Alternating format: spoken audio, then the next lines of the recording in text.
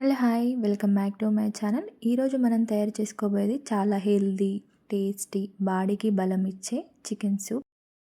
జలుబు దగ్గు ఉన్నప్పుడు మాత్రమే కాకుండా ఏ టైంలోనైనా ఈ సూప్ మనకి ఎనర్జీ ఇస్తుంది. చలికాలంలో అయితే ఇంకా సూపర్. దీనికోసం ముందుగా ఒక గిన్నె తీసుకొని దానిలోకి 1 టేబుల్ స్పూన్ ఆయిల్ వేసుకోవాలి. ఆయిల్ హీట్ అయ్యాక ఒక 4-5 గార్లిక్ చిన్న చిన్న కట్ చేసుకొని వేసుకొని వాటిని ఫ్రై చేసుకున్న తర్వాత చిన్నగా కట్ చేసిన క్యారెట్ ముక్కలు కూడా వేసుకొని ఒక 2 మినిట్స్ ఫ్రై చేసుకోవాలి. ఈ చికెన్ని నేను ముందుగా బోనున్న చికెన్ తీసుకొని ఒక గిన్నెలో ఉడికించుకొని ఇలా చిన్న చిన్నగా పీసెస్ చేసుకొని తీసి ఇందులో వేస్తున్నాను. ఇలా చిన్న పీసెస్ లాగైనా చేసి వేసుకోవచ్చు, లేకపోతే డైరెక్ట్ చికెన్ కూడా ఇందులో వేసి బాయిల్ చేసుకోవచ్చు. ఇలా చేస్తే ఈజీ అయిపోతుంది.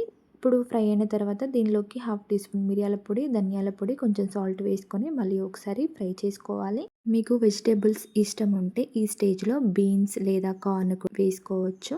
ఇలా చికెన్ 2 మినిట్స్ ఫ్రై చేసుకున్న తర్వాత దీనిలోకి హాఫ్ లేదా ఫుల్ గ్లాస్ వాటర్ వేసుకొని ఒకసారి బాగా మిక్స్ చేయాలి.